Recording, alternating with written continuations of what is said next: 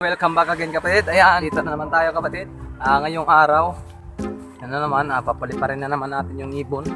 Exercisein naman natin kapatid. Nga, punta na ako ngayon sa loop. Ngayong araw, ayun nga kahapon, yung ibon nga natin yung dalawa hindi nakauwi. Pagka 2 oras, doon na sa labas yung dalawa nakauwi kapatid. Silang dalawa talaga magkapatid nagsama. Yun nga kapatid. Hindi natin muna sila sasama ngayon pagpalipad doon sa puntang GK ata tayo ngayon. Tingnan ko lang. Yan, dito na ako sa loop ko. Marumi na yung loop ko dito kapatid kasi maraming hindi na ako nakapag-linis pa. Umulan nga kanina. Yan kapatid, yung training box ko dito na sa loob. Ready na. Yung dalawa, si M3 at si M4, hindi natin sasama. Layo-layo na doon, baka mawala. Sayang. Kasi mga bata pa kasi sila. Kaya hindi natin sasama yung dalawa. Yan o, nakapisto yung mga ibon natin. Sige ka lang yung camera. Yan nga kapatid, yan, nakapista sila. May kanya-kanya na silang pisto. Yan, sa anong loop natin. Ayun nga kapatid, pisa na pala yan. Ano nila Romeo, pisa na yan. Yun nga, alagaan natin yung mabuti. Dati na mamatay, sayang, dami na sana yung ibon natin, 4 na sana. Yan, pisa na yan. Yan, si pamilyar, wala na siyang pares, wala na si Uwak. Uwak pa naman yung mahal niya. Yan, kasi batik. Yan. Yan nga ito, hindi natin yan isasama. Ihanap ka ito. Yan nga kapatid. Kapatid, papasok ko muna silang lahat. Go!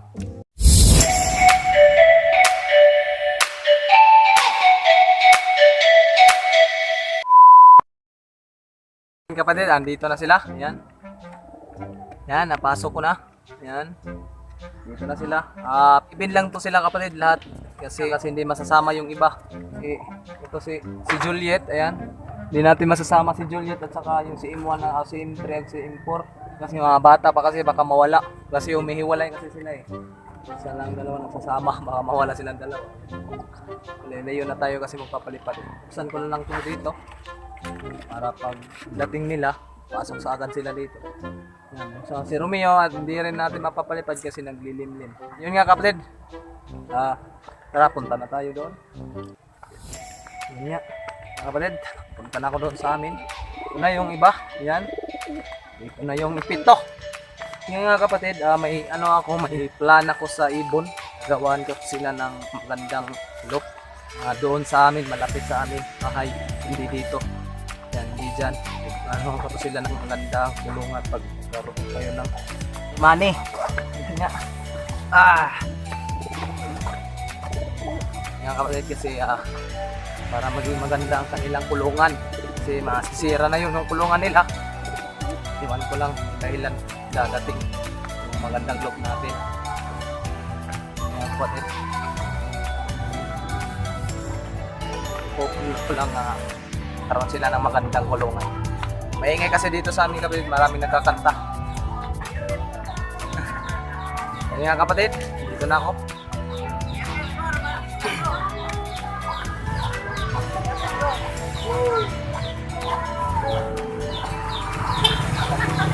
Ya. Saan ka? Ya kapatid, dito yung motor natin. Sila maingay dito sa amin.